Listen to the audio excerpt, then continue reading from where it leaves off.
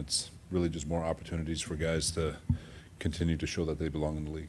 How valuable is it to have Bryce Huff come back right before this LA Rams divisional matchup? Always, Bryce is a closer. When you're sitting there in the fourth quarter and you need to play, and you need it now, and the speed at which he can do it, having guys like that are invaluable.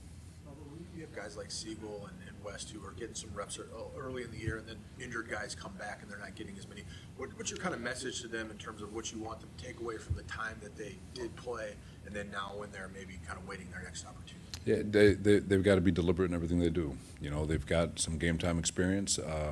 Now it's working with the show team and making sure they're being deliberate with their techniques, their fundamentals, taking advantage of every rep in individual drills throughout practice, their one-on-ones, the reps that they do get in team, so they're not just on the bench, they're still getting those reps. And those are special teams locking in on that and making sure that they're being deliberate in that regard. But, their job is to be a pro regardless of whether they're playing or not, and to continually put themselves in position to be available and effective when their time comes up again. Can that be helpful for them to maybe take a little step? People talk about the rookie wall and things like that. Can they take a little step back and review what they did, actually having those reps, and then? I think it's valuable. They've got the experience of playing in a few games, and now they can see another guy go and do it, especially if it's a veteran who knows how to play the game. Sometimes it's not helpful, but in this case, I do think it is beneficial for those guys. What makes Matthew Stafford a big challenge compared to other elite quarterbacks? Man, I mean, he still slings it his arm talent is still ridiculous. He sees the game extremely well. He's decisive. He doesn't turn the ball over. He hardly puts it in harm's way. He's just a challenge. He's a coach on the field who happens to be able to throw a football at a pretty elite clip. So he's a challenge, and then you mix it in with their scheme and the way the weapons he has from the back to his receiving core, and then Sean and the way they call it. It just makes it a tremendous challenge all the way across the board. This defense in years past has obviously had a big vocal leader in Fred. There's been enforcers like Dre. Without those guys here, who kind of steps or who's surfacing in those roles that you're kind of seeing? That's the exciting part. I mentioned it a couple weeks ago. When we were here at 17 and 18, I was like, well, who's going to be next? I mean, you saw this little skinny linebacker named Fred Warner. No one expected it to be him, and Jimmy Ward and Tart and Buckner and Armstead. All those guys were so young. K'Wan Williams was young, and they all rose to the occasion and made a name for themselves. So this group, being as young as it is, I wish I could tell you. I have an idea, but I'm excited for everybody to take advantage of their opportunity and to evolve into the player that we all know they're capable of. Would Fred be offended if he heard you call him skinny? He was tiny. Just go watch that first clip of his rookie year. He looked like a safety playing middle linebacker. It's talked a lot about. Sorry. What's the balance you have to find between what you did in Houston with a lot of blitzes, and you've got a young defense, and kind of what you did last week versus New York? Every game plan's different. We tried to be aggressive with Houston, and it didn't quite work out. And we tried to do our best to make the rookie play quarterback, and it worked out. And like I said, some days will be good, some days not so much. And this game plan is going to be specific to the Rams and Stafford and what we got to get done in that regard. But and they're going to challenge you. Schematically, they're a tremendous challenge. It's a big time cat and mouse game. But we're going to do the best we can to put together the best game plan for that particular team, but also always toe the line of what our guys are capable of executing, and then we're going to roll it out on Sunday and evaluate on Monday. I guess it's not that long ago. Go ahead, Jen. We've seen them develop and kind of take on those roles where it's different stuff that they have to do out there and more. Yeah, you're like I said, we're always going to push the envelope. Like I said, I wish I can get Houston back because I felt like I probably nudged it a little bit too far. Last week, I thought they did a great job executing the defense. Up until those last two drives, I thought we played a really solid game, clean game. And this week it's no different. You're going to try to push the envelope, but always try to find balance. And like I said, we as a coaching staff are learning our players; they're learning us, and I think that evolution. It's like we talked about today. The objective is to continually get better and to master our techniques and be deliberate in everything we do. And we don't do a lot. And because we don't do a lot, we can focus more on our technique and fundamentals. And usually at the end of the year, that's what takes over in the league, in my opinion, is the people who can execute the best, play fundamentally sound the best, and play the fastest are usually the ones who are surging towards the end of the year, and that's what our goal is.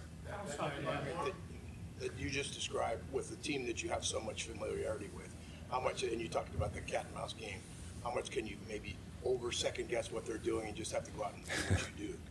Like, hey, they know we know that they know that.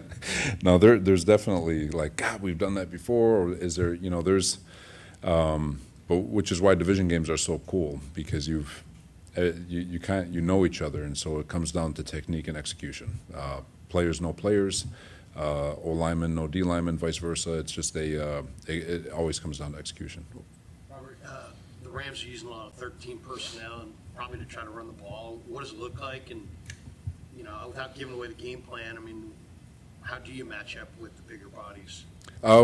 We feel like we match up pretty well against any personnel grouping we get. We can get big if we need to. We can get small if we need to. But I wouldn't be surprised if we saw more 12 personnel with Puka coming back healthy. So we'll be prepared for all of it. I know they've done a lot more 13 personnel, and I think it's kind of been out of necessity because of the injuries they've had at receiver. But with a couple of guys coming back, we could very well see a heavy dosage of 12. But whatever they roll out, we were expecting 12 last week, and all they did was run 11, and so you roll with the punches that you're getting on game day. How Green improved since OTAs, and how well is he playing right now? He's had a really good last 2 or 3 weeks where he's really taken a big step. He missed some time in training camp, so I think he kind of got off to a slow start. But he's been deliberate. He's been working. I'm excited about the trajectory that Renardo's on for sure. Special teams has pretty much been improved here this year and the last few weeks especially.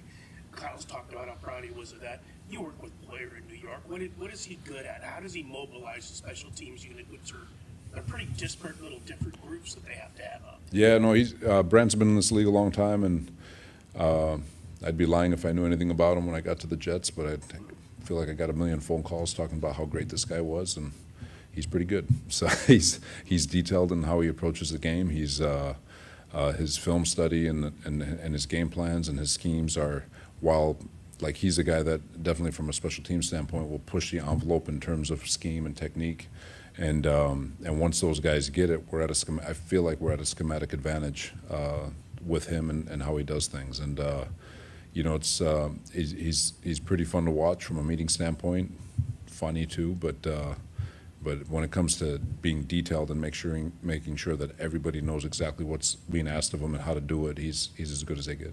Can you help along the development of a player like Keon White, I'll get you. who this is his 4th coaching staff in 3 seasons, was a young guy with a lot of potential. He was drafted in the 2nd round, but has really not been able to have like continuity. How do you help along his development? And which player? I'm sorry. Keon White. Keon, you know what? Everyone's a little bit different. With Keon, it reminds me of someone like Quincy Williams, who we had at the Jets. He was drafted in the 3rd round by the Jaguars. Didn't quite work out. Cut after the 2nd year. We get our hands on him, and he's all-pro, an all-pro linebacker. Which credit to him and the work he put in. And so sometimes it just takes being in the right situation with the right staff, and it's not one staff being better than the other. It's just a matter of just that connection. And so with Keon being in this situation, we feel great about his skill set. We know exactly what that skill set looks like and how it fits for us and what we do. And I know he's excited about it. And I think with everyone being so excited about what he's capable of, I feel like whatever he's capable of in the NFL, I think he's going to be able to show it here. Watching Mike Hill kind of grow throughout the season, Kyle Shanahan on Monday kind of spoke about how much growth he was kind of getting to, and now it's kind of sad that he won't be able to, see that through. Have you had conversations with Mike Hill about, how this could impact his career and what to do to respond, and if so, how have those conversations gone? Not yet, but once he's done through his process of getting the surgery and getting back in the rehab and all that, and I get a chance to sit down with him, it's definitely something that I'll have a conversation with him on. The good news but bad news is he's also got players like Nick Bosa to lean on who are going through the same thing that he is with regards to recovery. He has Mustafa from last year going through that recovery. You know, the good news for Michael, he's built the right way. He's made of the right stuff. There's no doubt in my mind that he's going to come back next year as good as he was this year and continue to improve as he develops as a player. All right, thank you guys.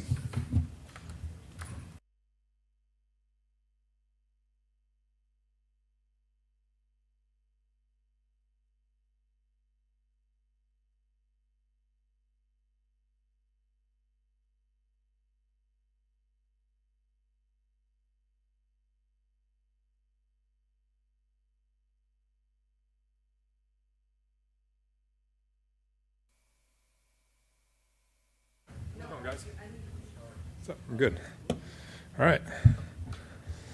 Getting ready for Head Knocker 2.0. The first game was a true head knocker. You guys couldn't run it, but stayed with the run, and it was like 2.2 a carry, but over 30 carries. Yeah, that was, I think we had like 88 plays in the game. When we have that many plays and it was like 33 runs, it's just because we were able to stay on the field, convert third downs. You know, we weren't getting a lot out of the runs, but we were able to keep calling them, and that's kind of why we were able to do that. But expect the same kind of game. You know, these guys, we're going to have to, stay on the field and keep a really explosive offense off the field as best we can and score points. So however it shapes out, though, however it goes, we'll be ready. So, yeah, I hope it's that kind of game again. How much are you thinking about putting together long drives when you're facing a quarterback like that? It's not really conscious. You'd love to score on 2 or 3. You'd love to hit explosives and be off the field, but it's definitely not a conscious thing for sure. You're not thinking about that, but it's just kind of how things have gone this year too. We haven't had a ton of big explosives to score fast, but if we're staying on the field, converting third down, that's going to help our defense. It's good for us. So. Also, Brian Robinson been with his role. I mean, he's not obviously Christian's going to get the bulk of the work. Brian has never had this few carries at this point in the season before, and he's even returning kicks, which he's never done before. So how has he helped? How has he been through all that? He's been awesome. Brian's a pro, and he's been nothing but a great teammate, a humble leader for our guys in the locker room, and when he's getting his opportunities, he stepped up and played really well. I was really happy for him on Sunday that he actually got to kind of see the benefits of that, getting in the end zone. He's had 2 big kick returns 2 weeks in a row. Brian is ready when his number's called. And that's what a pro is. And I'm sure for him he'd love to be out there more, but he knows Christian's our number 1 back, and he's gone in there and played good. And Brian just keeps staying ready. His time, if the time comes and Christian's got to come out or whatever he needs, he's ready to step up. And so, real happy with Brian. Real happy he's part of our team. He's been a great teammate. He was running as strong as he has all year. I mean, it has the limited amount of carries kept him pretty fresh. I mean, you got. Yeah, probably. I mean, he's fresh. He practices really well, and you can see he's ready. He's fresh. That's the kind of runner he is, though. I think he also is getting more comfortable with our offense week to week. He's very comfortable, but just seeing the holes, knowing his tracks a little bit more confidently. Probably playing a little bit more fast because of that, but he just gets better every week. So we love where he's at. You've been around Christian as long as you have now. What have you observed about him that makes him such a good pass catcher out of the backfield and route runner? I mean, it just starts with his attention to detail. The way he approaches route running, it's very much like a receiver. He has a plan on every route, of how he's going to get open. He's one of those guys who is incredibly instinctual once the ball touches his hands. He knows how to drop step, how to turn and get yak. I mean, he's got great hands to do that. He can catch it and get vertical. He's a guy who really studies route running, and he thinks about the route, and he's not just going out there and doing what's on paper. He has a plan. So it comes down to his preparation and how much he works at it. And this just makes him a really unique talent for us out of the backfield. Do you think when you watch the tape in that regard where you're like, I've never seen a running back do this before, like do you find yourself saying like this is different? Yeah, I think he's different from most guys. I mean, obviously he is. I've seen great backs great route runners and guys who can do a lot of stuff, but Christian just his consistency with it, the way he can just do it every week. And then the way he can do simple things really effectively too, where he's just running a check option over the ball, which is a really routine thing, but the way he can separate and use his hands and get yak with that stuff, it's really cool. Look at how the Rams defend 3rd and long.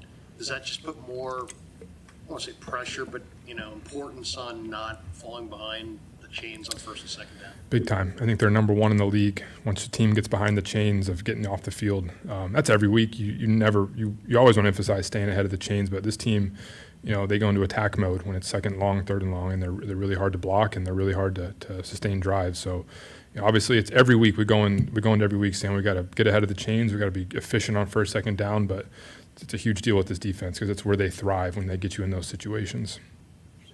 Having another Offensive Player of the Year caliber campaign, he's also getting a lot of touches again. Yep. When he enters, this age 29, he's getting close to 30. As a running back, was there ever a concern about his workload and trying to lighten it, or if he's healthy, like you're just gonna give him the ball?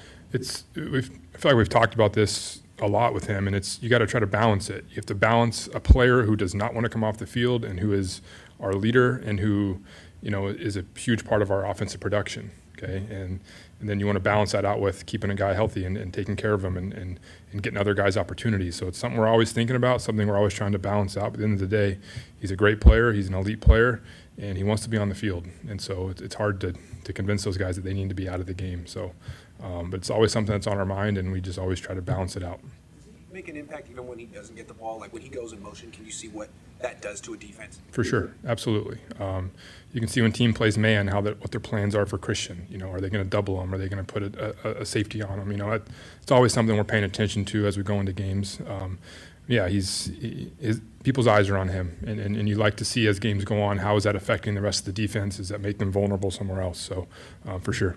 How does Shula use Quentin Lake in this defense? He's a really smart player. I mean, you can tell they put a lot on him in terms of that nickel position and playing safety and base, and he's all over the field. With all the coverages they play, he's incredibly detailed with his technique, with everything they ask him to do. When he plays man coverage, he's a really good coverage guy. So he's one of the most impressive players we've seen, just in terms of how smart of a player he is, how instinctive he is. And to me, he's one of the leaders of that group, just because he kind of gets things going and he gets guys lined up back there, and he's tough to go against. So. What led you guys to land on Adrian Martinez as the third quarterback? You guys had Mordecai in at one point, brought in Carter, and then the guys in training camp, they had injuries at the end of camp. Didn't make the team, and then when Brock got hurt, we needed a third guy, and he's one who tried out. We were real impressed with him. We loved his preseason tape from this year and the past couple of years, and you don't really know that much about those guys till you get them here and you get to see him in your room. And man, he's been impressive. I mean, we think we got a good one in him. So just happy that we kind of lucked into him. How did Burford look? I know he gave up the one sack, but overall, how did you grade out his film? He played good. For the first game back, I thought he played solid. He played very aggressive. He played fast and he played hard. He didn't play with any hesitation. That was really cool to see. Are there things he can clean up? Yes. Like he's the detail is always something we're working on, but I was really happy with how he came back and the mindset he played with, and just got to keep practicing and keep pushing him, getting better.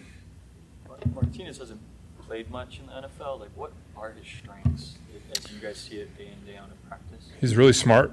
I think we had a week where Mac was banged up, Brock was obviously banged up, and he took a lot of reps and he didn't miss anything. He was on it. He's a guy who can absorb the game plan and just be comfortable with it without getting a lot of reps. He's a really good athlete, natural thrower. Just kind of things we look for. Jones has had obviously a really good year. You didn't know him though before he got here. Mm-hmm. How impressed are you with his ability to lead on a team where he's not the starting quarterback? Really impressed. To see a guy comes in here and they're not aggressively leading at first. They're getting to know guys. They're getting a feel for our culture and kind of where his role is. And he did that. He didn't step in and start demanding things, and he wasn't this kind of rah-rah guy. But as he's been on the field more and the way he's played, you can see him he gets more confident around his teammates. His teammates start to kind of take to him more as a leader, and he just kind of has a natural leadership to him. And it comes out in just how he plays. He doesn't force it. So it's been cool to see. Appreciate it, guys. Thanks.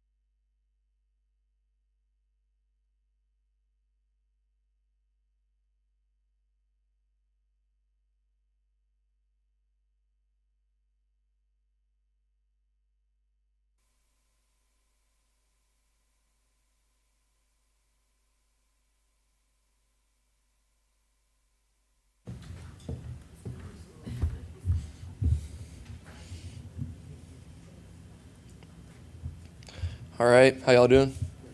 Good. I haven't been around Christian for a little while now. What is it about his receiving skills? How is he so talented? How good is he at that? And what makes him so good at that? I think he's been like that his whole life, honestly. He's just super talented, and I've obviously seen it from afar, but to be on the practice field with him and OTAs and training camp, like I really got to experience it, and he's just explosive, and he trains all those movements is what I've noticed. Like he puts a lot of practice into it, so he obviously gets open and catches the ball, which are the two vital parts of being a good receiver. How much of an added element is that for an offense, for you especially as a quarterback, when it's like, Yeah. scenario, I know I've got Christian. For sure, yeah. I think that's a big part in NFL football, especially nowadays. They're trying to eliminate explosive plays. So just having a guy like that where you can pop him the ball and he's going to get some yards for you is definitely important. And that's everybody. That's all the backs. B-Rob does a great job of that. He's done that since college, and then obviously the young guys too. So we got a good group of backs, and really love playing with them. Is there more of an emphasis in the NFL now? I mean, speaking generally, do you think this year, especially on top down, not going to let him beat us with big plays more so than you've seen before? Yeah, I'd say a little bit of that, and it changes every year. I mean, a lot of teams are different, but you can either blitz a lot and give up those plays, but expect to get to the quarterback, or you can play soft defense and really that bend don't break mentality. So I've seen both, and it's definitely a trend thing. So it kind of just goes back and forth. Almost to a man, your teammates talk about whether it's a bloody nose or you throwing up on the sidelines and eating Nice. bananas or whatever. They almost to a man talk about how tough you are and what a good teammate you are. What does that mean to you to have the respect of all those guys? Yeah, it means a lot. I mean, that's a big reason why I play, to be honest, is to get the respect of people that I trust and people that I would take an opinion from. So I try to show that every day. I got to continue to do that. It's not a one-game thing, so I want to show it for the whole season, and that's my goal. Speaking of toughness, Mac, I mean, it was a play out there where Christian was running the ball and you just went in and pushed him through to make sure Yeah. he got that first down. Like, what kind of in your mind were the progressions? Was it just we need this first down, let me Yeah. give him, or? Yeah, Kyle always yells at me on the headset whenever I do that, but it's just kind of how my competitiveness is. Like, if it's close, I've seen it so many times where there's like a pile of people and then it kind of goes the other way, and then the refs like spot it like 5 yards back. And I did one my rookie year where I pushed the pile in, and that's where I got it from. We scored on it, and I was like, all right, well, I might as well help. I mean, it's another 225 pounds, sometimes more, depending on my diet. But if I can get that momentum behind it, and the offensive line's doing it, so I'm like, well, might as well jump in there and try. So I definitely have to be safe about it, but it's just competitiveness. Can you repeat what Kyle says exactly? I wish. It's a lot of gibberish. I can't really hear it all, so. When does he come on after the previous play? When does the radio allow him to start talking to you? Pretty soon after like they spot the ball or whatever, and I don't know, like he does a good job communicating, and obviously you get up into 15 seconds, so that's always part of it, and there's emotions in the game, and that's you're getting the play call, but then you're also getting information if he has something for you, so that's always helpful. Is it all code?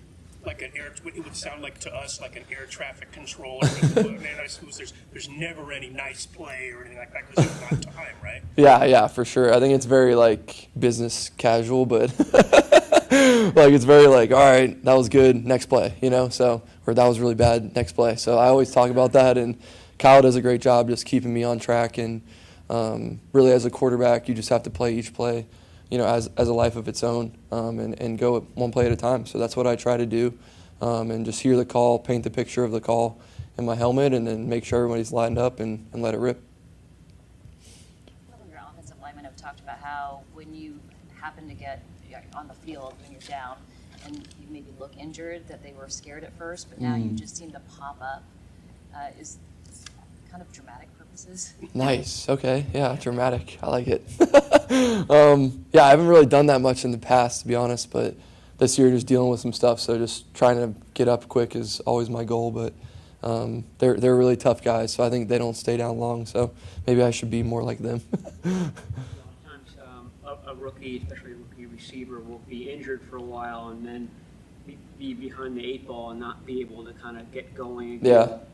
Jordan Watkins has made catches in the last two games. Where is he and where are you two as far as chemistry and connection and all that stuff? Yeah, he's been awesome. He's a really fast guy, definitely has vertical speed and really good in and out of breaks. So I trust him a lot. I think he's just, like you said, it's not his fault that certain things happened, and I know he has a positive attitude and comes to work every day, and he's in shape and runs and get open, catch the ball, kind of like we talked about with Christian. So that's what you want, and a lot of our guys are doing that, and the challenge is just doing it every day consistently. So been really happy that he's getting in there and just getting his feet wet, and I know he's really just trying to get better each day.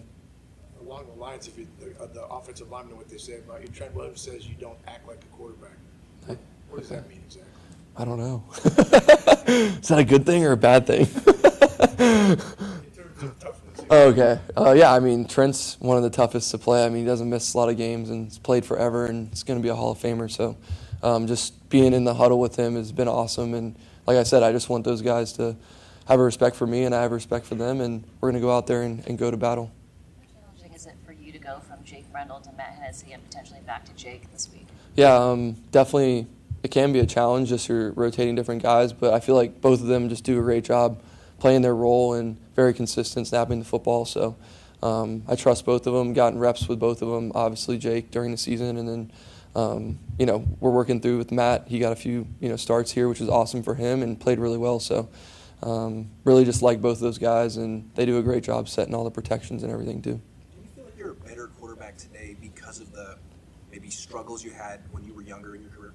Yeah, for sure. I mean, that's a great question. I think just anybody that goes through an NFL season, you learn so much each year, and I try to just take the information that I've gathered from each season and work on it in the off season and apply it the next year during the year. So I think that's every good player, anybody in their profession, they're going to look at themselves and see what they can do better. So I've tried to do that, and my goal is to, like I always talk about, be consistent every day and don't be complacent. With good results or bad results, just stick to your process. And I've gone through a lot, and a lot of people have gone through a lot. So it's all about moving forward, and really excited for this game coming up. Unserious follow-up to that question. Has Return of the Mac become a part of your playlist? Yeah, I hear that one sometimes, and it is a good vibe, but I don't know if it's on my playlist. It might not be hype enough for me. It's a mixed bag, to be honest. I have rap, country, a lot of different stuff, techno, so I do it all. Kyle and John and Lynch have talked about the Rams' defensive front as maybe being the best in the league or close to it. You've seen them once, but what was your impression the first time, and how good are they? Yeah, I think that's a very valid statement. They're definitely top defense overall in the league. They play together well, really well coached, and they played well against us, and they're going to continue to grow, and they've done a great job the past couple weeks. I'm just limiting all the teams they played against. But yeah, it's going to be a huge challenge, and obviously when you're playing a team again, you've experienced it, but they're also so good that they're going to be consistent, and you just have to match the energy. Have you been kind of an admirer of Stafford from afar, just watching how he plays? Yeah, oh yeah, he's Hall of Fame quarterback, and his potential to win the MVP this year. So he's one of the best quarterbacks to ever do it, to throw. Just watching his tape growing up and all that stuff. So have all the respect in the world for him, and he just plays the quarterback position exactly how it's supposed to be played. You started watching NFL quarterbacks too when you were at Alabama? Oh, well before that. Yeah, I started watching when I was probably like 9 or 10 years old. So You got YouTube, I'm guessing, or? Mostly like camps, and my quarterback coach, Joe Dickinson, he used to pull up clips from, he had the tape, so I would watch it with him at quarterback camps, and I was the youngest guy there, but he was coaching NFL and college guys, so that's when I started watching. What was the first couple of quarterbacks you remember? I don't know. I'd have to really think about that one. That's a great question. I know like Big Ben, we like to watch him just moving around in the pocket, and Tom Brady, all those guys. So had a lot of good quarterbacks growing up to watch. Get to know Brady at all, just from crossover in New England and stuff, or just over the years where he's bounced around now as a broadcaster? A little bit, yeah. I mean, Tom obviously played very well in this league, and is doing a great job in what he's doing now. So have a lot of respect for him. Played with a running back who was as much of a workhorse as Christian is, like just in terms of sheer volume. Probably not, honestly. I mean, for him being where he's at in his career, and just he never comes out of the game, and that's just not in his blood. So I really respect him, and it's because he takes care of his body, and he's always given 100% each day. So got a lot of respect for Christian and what he does, and I think he's a great role model for every kid out there that wants to play NFL football at a high level. Cool. Thanks.